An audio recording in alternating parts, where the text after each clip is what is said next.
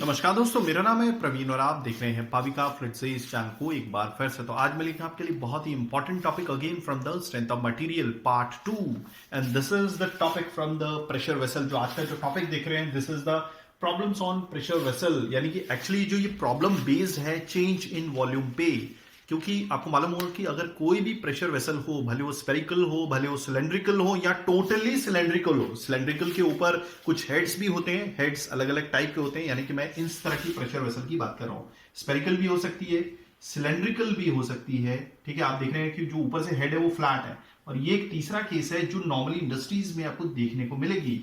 तो अगर इसे प्रेशर से सब्जेक्ट कर दिया जाए तो डेफिनेटली आपको चेंज इन वॉल्यूम देखने को मिलेगा, चेंज इन एरिया देखने को मिलेगा, चेंज इन थिकनेस देखने को मिलेगा, चेंज इन क्या बोलते हैं हमारा सर्कमफ्रेंशियल स्ट्रेन देखने को मिलेगा। कहने का मतलब है कि लेंथ चेंज हो जाएगी, देन योर डायमीटर चेंज हो जाएगा, तो सर्कमफ्रेंशियल स्ट्रेन और आपका एक लॉन्जिट्यूडनल स्ट्रेन देखने को मिलेगी। तो जभी भी कभी, या फिर बोल सकते हैं कि जभी भी कभी प्रेशर वेसल को एक प्रेशर से सब्जेक्ट किया जाए तो क्या क्या चेंजेस देखने को मिलते हैं, इसी पर आज ये न्यूमेरिकल है। बट आज हम फोकस करेंगे चेंज इन वॉल्यूम पे, यानी कि डेल वी पे।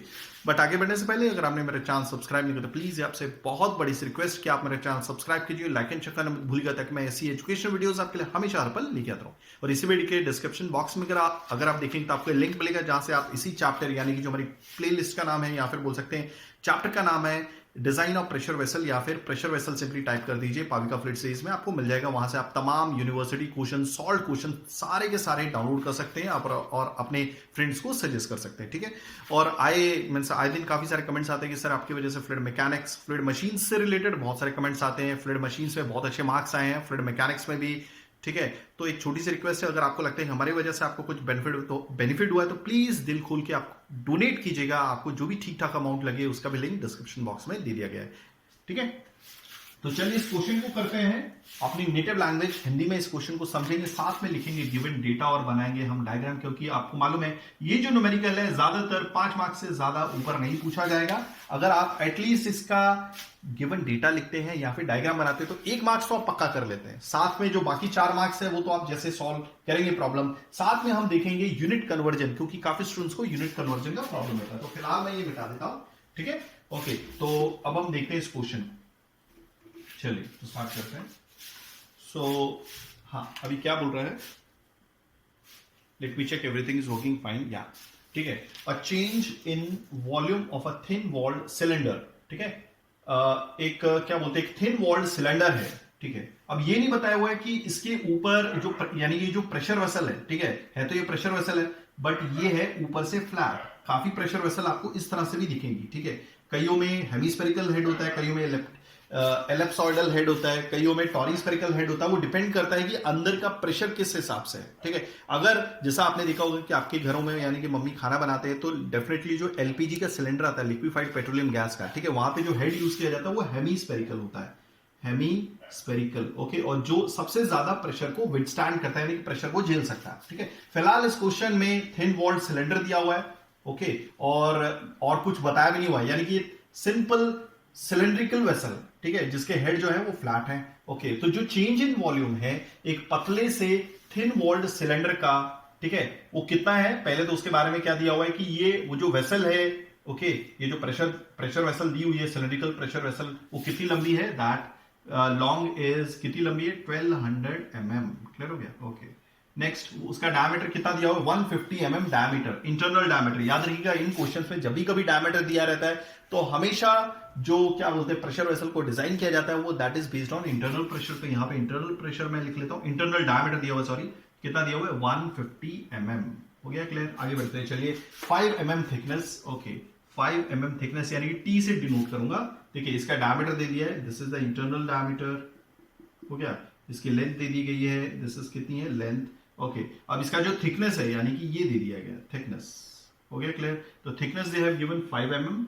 ओके, तो ये किसकी बात कर रहा था कि देखिए जैसे इस प्रेशर वेसल को मैं प्रेशर से सब्जेक्ट कर दूंगा, ठीक है, तो इसके वॉल्यूम में चेंज देखने को मिला, वो वॉल्यूम में चेंज देखने को मिला कितना, 15,000 mm3। इस क्वेश्चन में ज्यादातर आप देखेंगे mm3, mm², mm length breadth height है तो mm में दे रहे हैं, प्रेशर दे रहे हैं तो न्यूटन पर mm² में या मेगा पास्कल में देंगे। तो सारा का सारा हमें mm या mm³ या mm² में कन्वर्ट कर लेना है, कोई भी ऐसा यूनिट में मत रखिए, ठीक है। क्योंकि ज्यादातर जो कंपोनेंट डिजाइन होते हैं, यानी कि आप कुछ भी देखेंगे, डायमीटर हो गया, देन योर एरिया हो गया, ठीक है, वो ऐसा यूनिट्स में डिजाइन नहीं करते। मींस ऐसा यूनिट में क्या बोलते हैं, आपको ये ज्यादा तर नहीं दिया होगा। इसका एक पीछे एक रीजन है, क्योंकि स्ट्रेंथ ऑफ मेटल का यूज करके जो भी कंपोनेंट डिजाइन किया जाता है वो ज्यादातर छोटे होते हैं। इसके पीछे वैसे ये पर्टिकुलर रीजन नहीं है, बट नॉर्मली मैं यही बोलूंगा आपको कि आप ऐसा यूनिट में इसे कन्वर्ट मत कीजिए, ठीक है। कोशिश कीजिए कि जो लेंथ ब्रेड्थ हाइट है mm में लीजिए, एरिया mm² में लीजिए, वॉल्यूम mm³ में लीजिए, प्रेशर स्ट्रेस ये सब न्यूटन पर mm² में लीजिए। इसके पीछे एक रीजन जो हम बोल सकते हैं कि ज्यादातर जो स्ट्रेंथ ऑफ मेटल का यूज करके जो भी कंपोनेंट इंडस्ट्रीज में डिजाइन होते हैं वो छोटे होते हैं, उनका एरिया छोटा होता है, वॉल्यूम छोटा होता है, लेंथ ब्रेड्थ हाइट छोटी होती है, इस वजह से हम mm को प्रेफर करते हैं, ठीक है। और वैसे तो आप ऐसा यूनिट में भी कन्वर्ट कर सकते हैं, but normally strength of metal में mm³ में या mm² या mm में दिया जाता है, तो आप इसी को लीजिए। इसका फायदा भी आपको देखने को मिलेगा जब हम यूनिट कन्वर्जन करेंगे, ओके। सो ये जो चेंज इन वॉल्यूम है ये दिया हुआ है 15,000 mm³ हो गया, ओके। नेक्स्ट क्या दिया हुआ है इसमें, okay, when the internal pressure is P। अब इंटरनल प्रेशर हमें नहीं पता है तो इंटरनल प्रेशर यहां पे P मान लेते हैं, ठीक है, okay. If Poisson's ratio for the material is 0.28, already मेरे काफी वीडियोस हैं जिसमें मैंने पॉइजन्स रेशियो के बारे में बताया है। इसको डिनोट करेंगे म्यू से, ओके। और ये lateral strain bye linear strain का एक रेशियो होता है, क्योंकि आपको मालूम है कि एक्स एक्सिस में जब भी लीनियर स्ट्रेन देखने को मिलेगा तो एक ऐसी एक्सिस जो इस एक्सिस के 90 डिग्री पे होगी, तो डेफिनेटली अगर ये एक्स एक्सिस है, ठीक है, तो इसके इस डायरेक्शन में वाई एक्सिस होगी और आपस में दोनों एक्सिस 90 डिग्री पे हैं। तो अगर एक्स एक्सिस में आपको खिंचाव देखने को मिलता है, चेंज इन लेंथ देखने को मिलता है, वो भी पॉजिटिव, तो वाई एक्सिस में आपका क्या होगा, डायमीटर सिकुड़ जाएगा। क्लियर हो गया। अगर एक्स एक्सिस में कोई रॉड है सपोज खींच रहे हैं तो उसकी लेंथ बढ़ेगी, बट डायमीटर वाई एक्सिस में है तो वो सिकुड़ जाएगा। तो जो एक्स एक्सिस में होता है वो लीनियर स्ट्रेन कहलाया जाएगा, ठीक है, और वाई एक्सिस में लैटरल स्ट्रेन, लीनियर स्ट्रेन की वजह से लैटरल स्ट्रेन हुआ, तो इसी का रेशियो होता है ये पॉइजन्स रेशियो।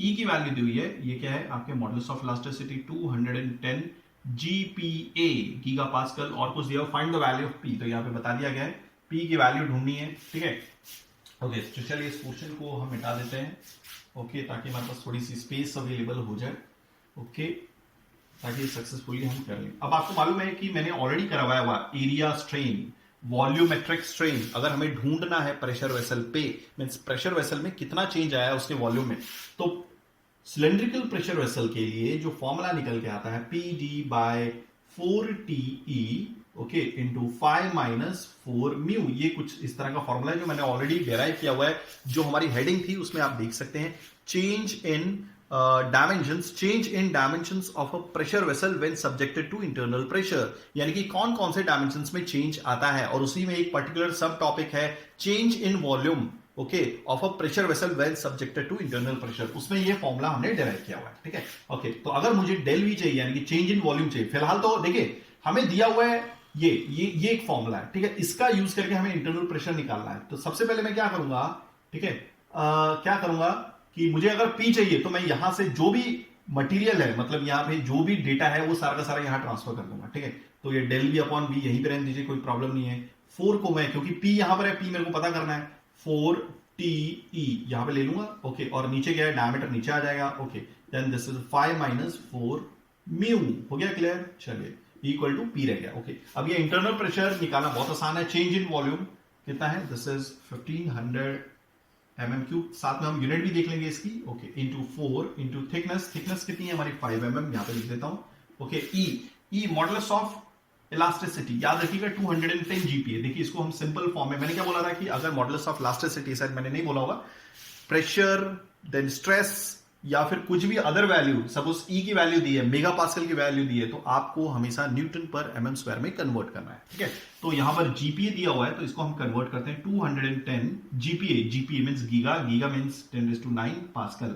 अगर इसे और अच्छे से देखेंगे 210 × 10⁹ पास्कल हो गया न्यूटन पर मीटर स्क्वायर। अब आपको मालूम है मीटर स्क्वायर यानी कि न्यूटन पर मीटर स्क्वायर, पर मीन्स 1 यानी कि 1 मीटर स्क्वायर को mm स्क्वायर में कन्वर्ट करना है। अभी हमारे पास एक लीनियर रिलेशन, सपोज काफी टाइम होता है कि हमें याद नहीं रहता 1 metre square is equal to how many mm square, तो हम क्या करेंगे, हम एक लीनियर रिलेशनशिप याद रख लीजिए आप, 1 मीटर में 1000 mm होते हैं, ये तो किसी को भी याद रहता है। अब देखिए मुझे एरिया का रिलेशन चाहिए तो मैं क्या करूंगा, स्क्वायर बोथ साइड कर दूंगा, तो ये कुछ इस तरह से आपको दिखेगा, ये स्क्वायर 1 पे गया तो 1, ये स्क्वायर m पे गया तो मीटर स्क्वायर हो जाएगा, और ये आ जाएगा तो 10⁻⁶, यानी कि 6 जीरो लगा दिए मैंने, 1 2 3 4 5 6 और mm स्क्वायर, यानी कि 1 मीटर स्क्वायर पे 6 जीरो होते हैं, यानी कि 1 मीटर स्क्वायर में 10⁻⁶ mm स्क्वायर होता है। तो इसको मैं फर्दर लिख सकता हूं 10⁹ न्यूटन 1 मीटर स्क्वायर, न्यूटन पर मीटर स्क्वायर, यानी कि 1 मीटर स्क्वायर में कितने mm स्क्वायर होते हैं, 10⁶ mm स्क्वायर। अब आप देखिए 10⁹ ऊपर है, 10⁶ यहां पर है, ये कैंसिल तो 10�3 बच गया, तो ये आ जाएगा 210 इंटू 10�3 न्यूटन पर mm स्क्वायर। आई होप आपको चीजें बहुत अच्छे से समझ में आ गई होंगी।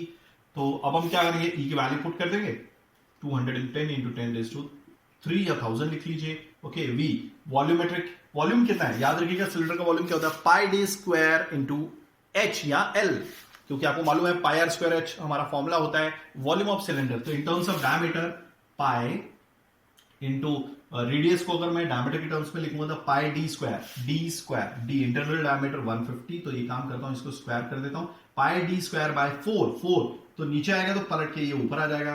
ओके, ये क्या रहा है आपका इंटरनल प्रेशर चल रहा है। Okay, pi D square by 4 नीचे आना था, ये पलट के ऊपर आ गया, इंटू एल कितना है हमारा, दिस इज 1200 mm, ठीक है।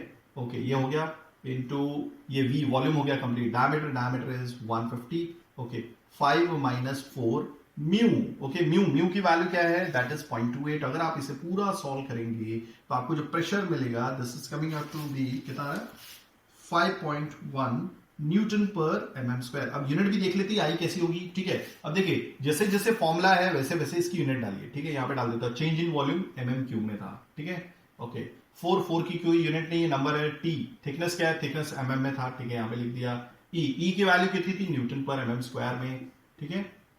ओके, अब नीचे आ जाते हैं, वॉल्यूम mm क्यूब में ही होगा, क्योंकि वॉल्यूम को डिफाइन करने वाले जितने भी हमारे पैरामीटर है, लाइक डायमीटर हो गया, ओके, लेंथ हो गया, वो mm में है, तो आने वाली यूनिट भी mm क्यूब में ही आने वाली है, ठीक है। ओके, इनटू डायमीटर आपका mm में है, बाकी तो कुछ नहीं है। 5 नंबर है, 4 नंबर है, म्यू की कोई यूनिट नहीं होती क्योंकि एक स्ट्रेन रहता है, ये एक रेशियो है, ठीक है। तो आप देखिए mm क्यूब से mm क्यूब कैंसिल, mm से mm कैंसिल, न्यूटन पर mm स्क्वायर आ गया। So finally this is your answer. एक और मैं न्यूमेरिकल लेके आऊंगा जो मुझे लगता है कि मुझे लेके आना चाहिए था, क्योंकि मैंने इसके न्यूमेरिकल नहीं लेके आया। तो इसी के साथ आपका थिन प्रेशर वेसल का चैप्टर क्या बोलते हैं वीडियो के बाद कंप्लीट हो जाएगा। इसके तहत अगर कोई वीडियो रह भी जाता है, मतलब कोई भी टॉपिक पे, तो आप मुझे कमेंट कर सकते हैं। इसके बाद मैं थिक सिलेंडर्स के ऊपर मींस वीडियोस बनाऊंगा। थैंक्स फॉर वॉचिंग, धन्यवाद, थैंक यू।